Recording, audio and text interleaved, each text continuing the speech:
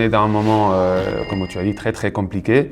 Parce que déjà, c'est pas seulement les matchs, c'est plutôt la capacité de pouvoir entraîner, de pouvoir passer des temps sur le terrain.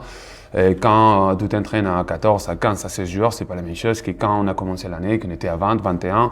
C'est pas les mêmes rotations, c'est pas les mêmes temps de travail, c'est pas les mêmes répétitions. Ça m'énerve un peu quand on parle de maintien parce que je sais que, enfin, je vais pas m'avancer et jeter des sorts entre guillemets, mais je sais qu'on ne descendra pas. Enfin, pour moi, c'est impossible avec l'équipe qu'on a quand on est au complet. Après, c'est regarder dans tous les sports, c'est comme si on se jouait aux échecs sans le fou, la reine et le cavalier. Regardez Manchester City, par exemple, au foot, qui sont champions, ils ont gagné tous les titres il y a 2 ans, machin.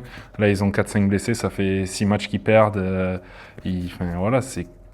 Alors, bien sûr, on dit il faut pas chercher des excuses et tout ça, mais quand on s'enlève 7-8 joueurs majeurs dans n'importe quel sport, enfin, tout de suite beaucoup plus dur. Et comme disait Assier, le pire, c'est que on perd déjà des joueurs majeurs et que chaque semaine, ils doivent, le staff quoi, doit composer avec une équipe différente. Un jour, on a lui, lui et lui, donc on va dire on peut jouer comme ça.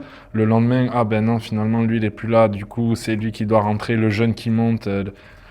Non, c'est sûr que c'est compliqué quoi. Mais je suis persuadé qu'à un moment ça va tourner parce que avec le travail d'Assier, de Raph et le nôtre, je vois pas comment on pourrait se retrouver à jouer le maintien dans les 3 dernières journées, quoi.